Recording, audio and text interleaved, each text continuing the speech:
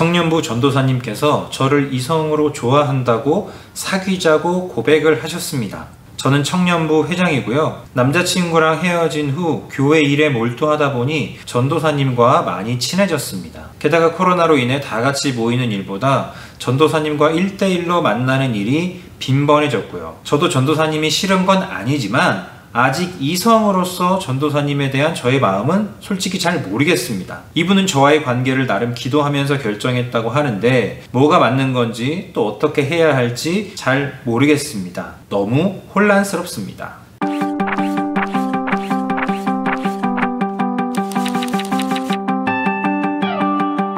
안녕하세요. 신앙맛집 박민수 목사입니다. 교회 안에서 청년들끼리 썸 타고 또 연애하고 결혼하고 헤어지고 이런 것들 자체가 핫 이슈인데, 그것보다 더 핫 이슈는 사역자와 청년이 교제하는 케이스가 발생하는 거죠.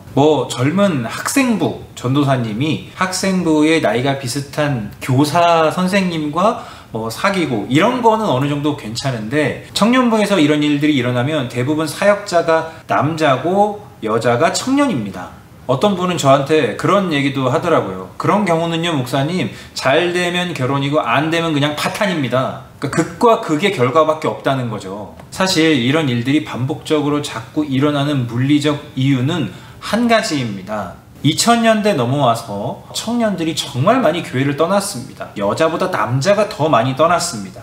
그래서 교회 안에는 남자가 별로 없어요. 여자가 더 많습니다. 청년들 입장에서 예수 믿는 사람들 중에 내가 남자를 만나고 싶은데 정말 없는 거예요. 그러다 보니까 솔로이신 남자 사역자가 눈에 사실 조금 더 잘 들어오고, 그 솔로인 남자 사역자들도 교회에서 청년들하고 교제를 하다 보면 자연스럽게 마음이 생기는 경우가 꽤 많습니다. 오늘 이 영상에서는 이 사연 주신 여자 입장에서, 청년의 입장에서 현실적으로 무엇을 생각하면 좋은가에 대한 저의 생각 3가지를 말씀드리겠습니다. 관계의 주도권을 본인이 가져오십시오. 제일 중요합니다. 지금 고백한 사람이 누구고 고백받은 사람이 누구죠? 전도사님이 고백을 했다고 했어요. 그리고 내가 고백을 받았어요. 자, 그럼 이제부터 주도권은 누구에게 있습니까? 우리가 일반적으로 남녀의 연애를 이야기할 때 남자가 고백을 했든 여자가 먼저 고백을 했든 고백을 먼저 한 사람에게 주도권이 있는 게 아니라 고백을 받은 사람에게 이 관계를 결정할 수 있는 주도권이 있지 않나요? 그런데 유독 교회 안에서만 사역자와 이성적인 관계가 얽히면 사역자가 먼저 고백을 해도 이상하게 이 관계의 주도권을 사역자가 가지고 있어요. 이게 어떻게 보면 교회 안에서만 나타나는 아주 권위적인 특징이거든요. 교회 안에서 사역자의 권위는 특히 이 한국 교회에서는 어마무시합니다. 저 사람을 통해서 하나님의 말씀을 나에게 주시고 저 사람을 통해서 하나님의 인도하심을 나에게 주실 수 있어 우리가 사역자들을 그렇게 바라보잖아요. 그게 잘못된 건 아니에요. 목회자를 바라볼 때, 사역자를 바라볼 때는 우리가 그렇게 바라봐야 해요. 그러나 이게 남녀의 이성 문제로 연결됐을 때에는 동등해져야 합니다. 특별히 더 그래야 하는 이유가 뭐냐면, 가정을 해볼게요. 만약에 둘이 잘 돼서 사귀었어요. 사귀다가 헤어지게 됐어요. 누가 더 불리합니까? 사역자가 불리합니까? 그냥 청년이 불리합니까? 교회 생활 하기가. 청년이 훨씬 더 불리합니다. 막말로 얘기해 볼게요. 사역자는요, 애매하면 교회 옮기면 돼요. 실제로 그런 나쁜 사역자들이 존재합니다. 그런데 그 교회에서 자랐고 계속 그 교회 생활을 했던 청년의 입장은요, 그 정도가 아니죠. 정말 어려워요. 가령 비밀 연애라도 했다고 치자고요. 비밀 연애로 했고 사귀다가 헤어졌어요. 그럼 이게 죽을 맛이에요. 누가 더 죽을 맛이냐? 사역자가 아니라 이 청년이 더 죽을 맛이 됩니다. 그렇기 때문에 더더욱 고백을 받았으니 주도권을 본인이 가져가십시오. 예를 들어 교회 안에서 둘이 연애하는 것을 공개할 건지 말 건지, 그거 전도사님이 결정하게 하지 마시고 본인이 결정하세요. 본인이 나중에 헤어져도 수습이 될 수 있는 상황을 미리 선택을 하라는 거예요. 나한테 고백한 상대방이 사역자이기 때문에 관계의 동등함이 이렇게 내가 낮아져서 무조건 따라가야 되는 게 아니라는 겁니다. 정말 나를 좋아하는 건지 아니면 단지 이성이 필요한 상태인지를 분별하십시오. 이 사연 주신 청년은 남자친구와 헤어진 지 얼마 안 된 상태라고 했습니다. 그러면 이성관계에 있어서 아직 내 마음이 건강하지 않을 수 있는 가능성이 높아요. 그리고 사귀자고 고백을 했다던 그 전도사님도 외로움에 목말라 있을 가능성이 상당히 높습니다. 실제로 사역자들이 사역의 세계에 뛰어들어서 교회 일을 열심히 하다 보면은 이성을 만날 수 있는 루트가 별로 없거든요. 즉, 제가 보기에는 이 두 분 다 지금 이성관계를 건강하게 할 수 있는 상태는 아닌 것 같습니다. 이런 상태에서 사귀고 연애를 하다 보면 사실 뒤끝이 정말 안 좋은 케이스가 90% 이상이라고 봐도 과언이 아닙니다.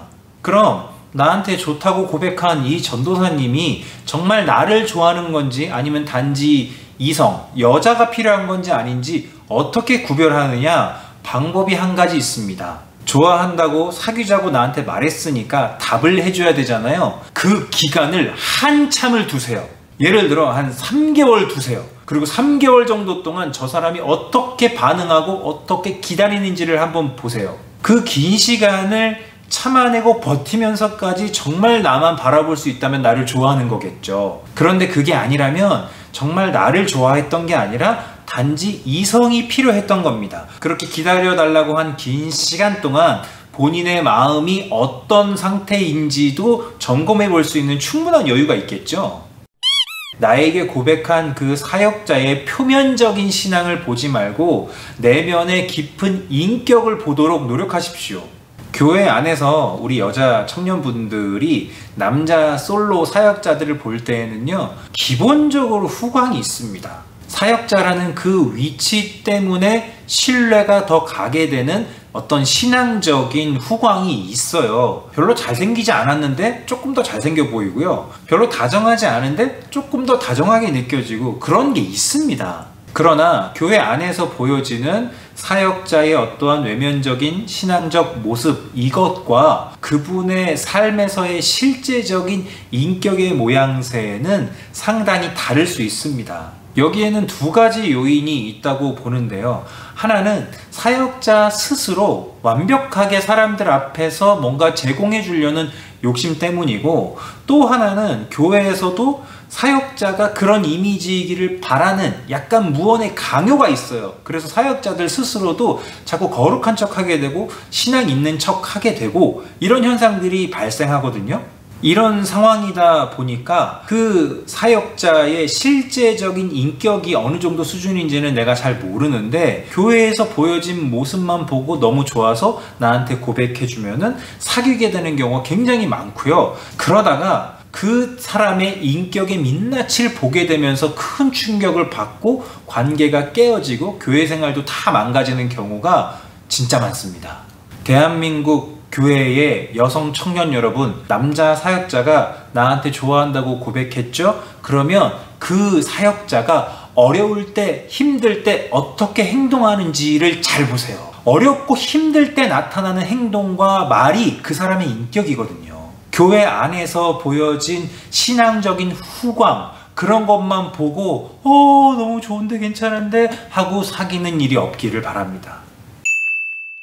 제가 보기에 지금 이분은 남자친구와 헤어진 지도 얼마 되지 않았고 그 이별의 아픔을 극복하기 위해서 교회 일에 몰두하다가 지금 이 전도사님과 약간 썸 타는 느낌으로 간 거기 때문에 지금은 이 전도사님이 아니어도 누구를 만나고 사귈 때는 아닌 것 같습니다. 오히려 지금 이 시간을 통해서 하나님과 개인적인 관계, 1대1의 관계에 조금 더 집중하셨으면 좋겠다라는 말씀을 드리고 싶습니다. 감사합니다.